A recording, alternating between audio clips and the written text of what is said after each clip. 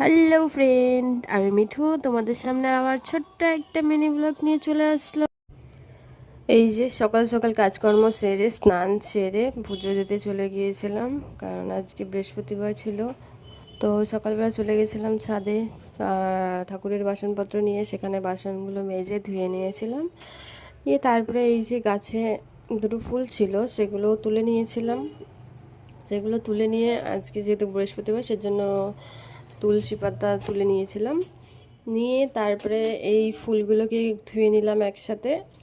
ধুয়ে নিয়ে তারপরে চলে এসেছিলাম নিচে। নিচে এসে পুজোটা ছেড়ে পুজোটা করছিলাম। পুজোটা করে তারপরে আবার চলে গেছিলাম ছাদে, যেহেতু জামা কাপড়গুলো মেলা হয়নি, তো সেগুলোও মেলে দিতে হবে। তারপরে নিচে এসে যে আজকে কি মনে হলো একটু আলতা পরি, তাই আলতাটা পরে নিচ্ছিলাম। ভালো লাগে আমার আলতা পরতে। তারপরে এদিকে রান্নাবান্নাও কমপ্লিট হয়ে গেছিলো, প্রচণ্ড খিদে পেয়েছিলো, তাই খেতে বসে গিয়েছিলাম।